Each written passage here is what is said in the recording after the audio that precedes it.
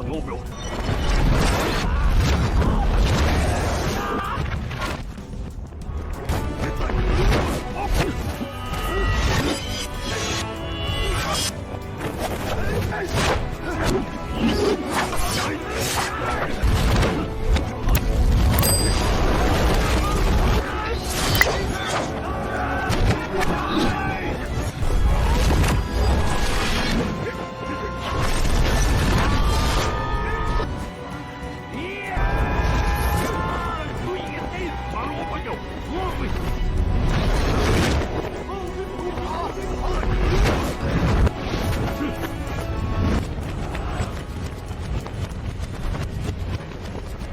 Le film s'ouvre sur une scène poignante. Un nouveau-né abandonné, livré à lui-même dans les rues impitoyables. Pourtant, le destin intervient de façon remarquable. Un couple compatissant tombe sur le nourrisson et, touché par son sort, décide de le recueillir. Ils le nomment Xiao Fang et l'élèvent avec un amour indéfectible malgré leur propre combat contre la pauvreté. Malgré leurs difficultés, Fang reçoit l'opportunité extraordinaire d'étudier auprès d'un maître légendaire de Shaolin qui lui transmet de puissantes techniques de combat dès son plus jeune âge. Au fil des années, Fang devient un jeune homme courageux et capable. Un jour fatidique, une bande de bandits désespérés kidnappe un prince. Fang se sent obligé d'agir. Il suggère audacieusement de libérer le prince captif, mais leur chef refuse catégoriquement, déclenchant une confrontation violente.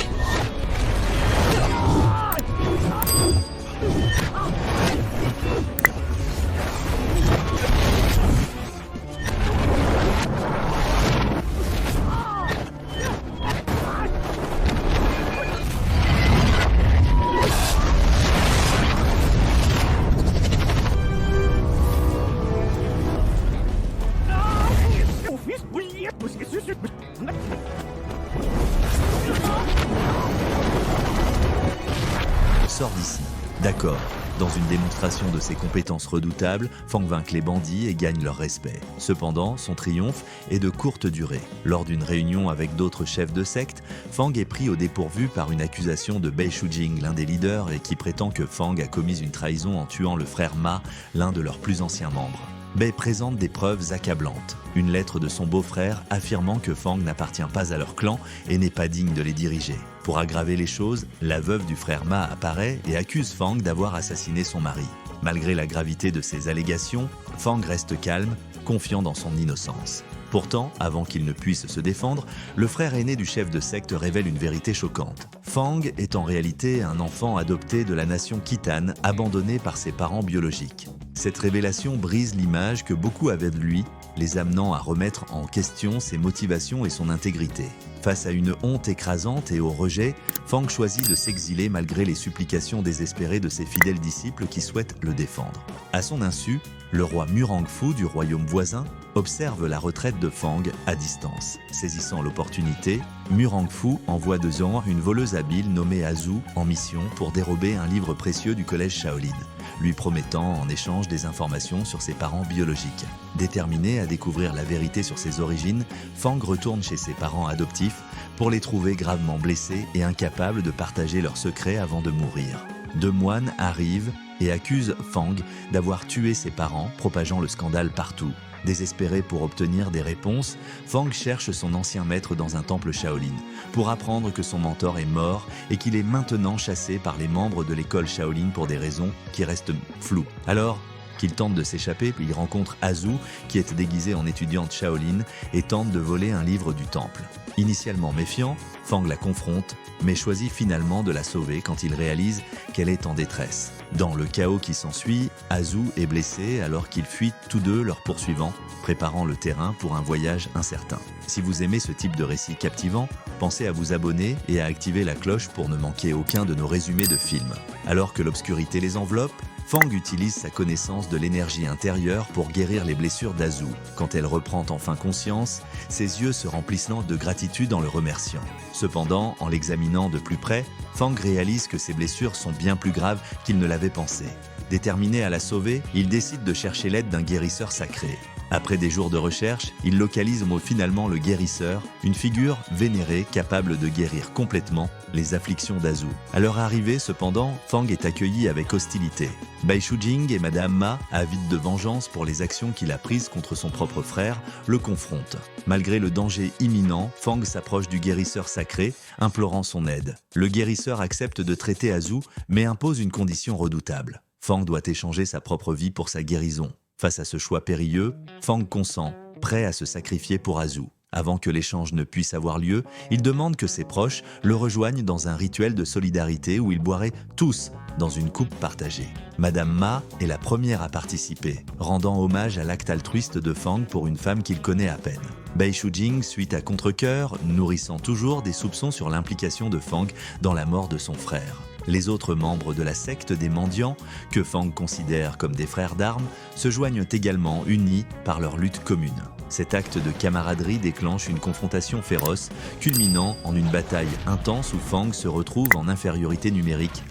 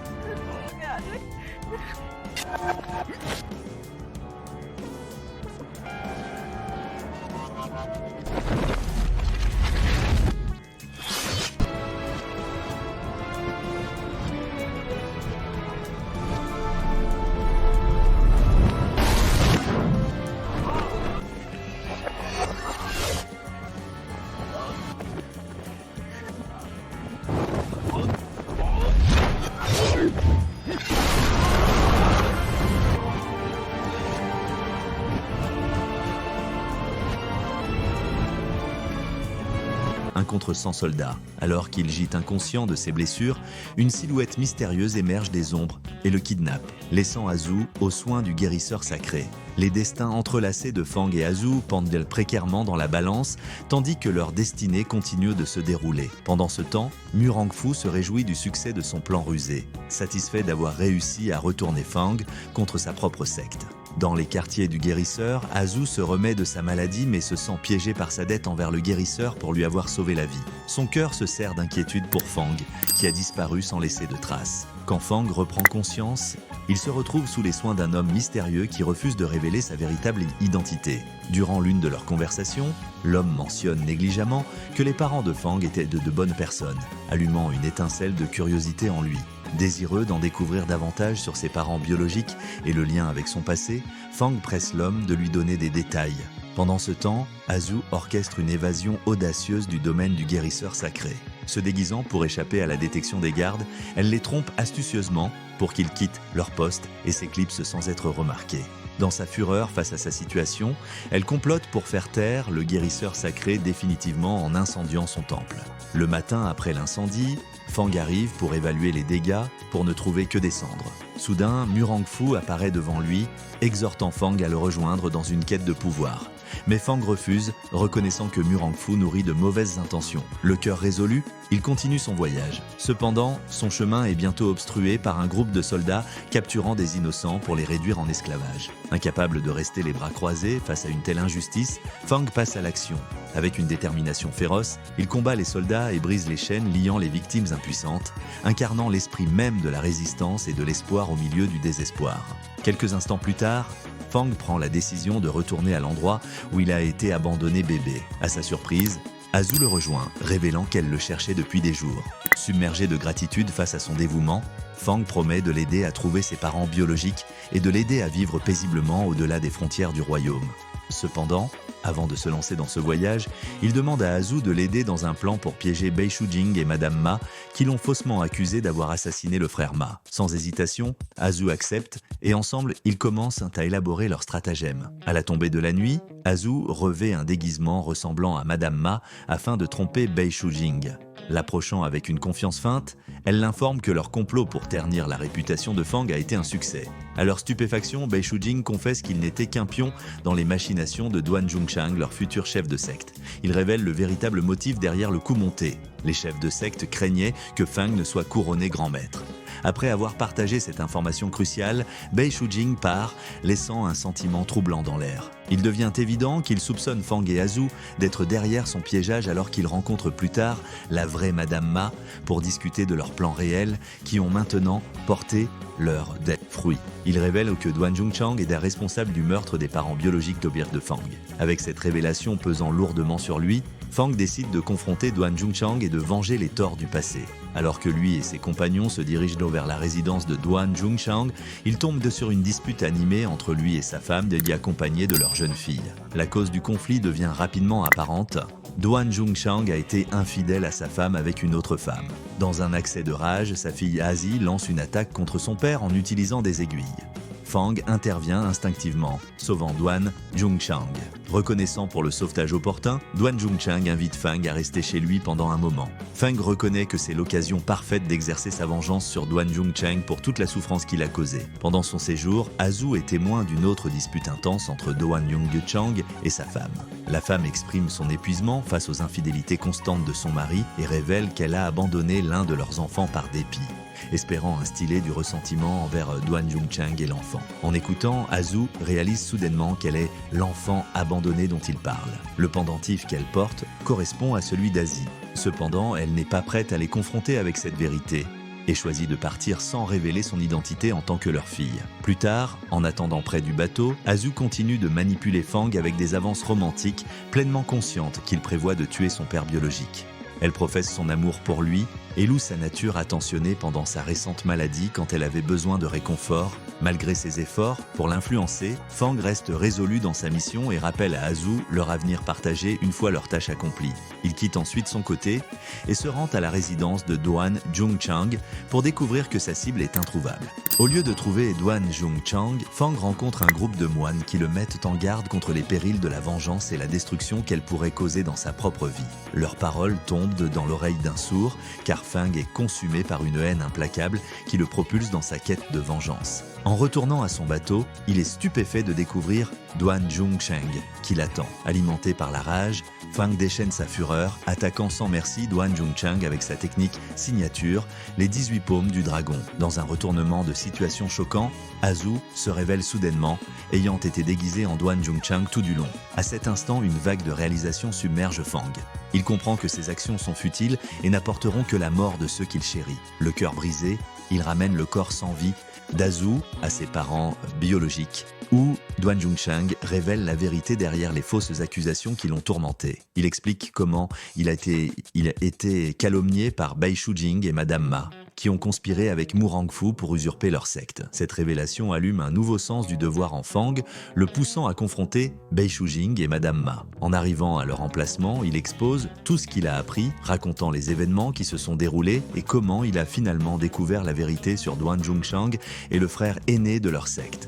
Juste à ce moment, Azi fait irruption sur la scène cherchant vengeance pour la mort d'Azu. Dans un acte féroce de représailles, elle verse de l'huile chaude sur le visage de Madame Ma. Avant que Fang et Azi ne puissent exercer une punition supplémentaire sur les deux conspirateurs, ils sont interrompus par le bruit des soldats qui approchent. Bai Shujing reconnaît rapidement que Mu Rangfu était venu le secourir et fuit pour chercher refuge. Cependant, le destin prend un tour sinistre alors que les soldats de Mu Rangfu l'assassinent brutalement. L'atmosphère s'épaissit de tension alors qu'une bataille féroce éclate entre Mu Rangfu et Fang, culminant en un combat à mort, sort. Après avoir émergé victorieux sur Mu Rangfu, Fang prend la difficile décision de laisser derrière lui l'armée et les mendiants qui cherchaient lui son aide pour l'avenir. Merci d'avoir regardé. Si vous êtes nouveau ici, n'oubliez pas de vous abonner pour plus de résumés de films incroyables. Activez la cloche pour être notifié dès qu'une nouvelle vidéo sort. D'ici là, passez une merveilleuse journée.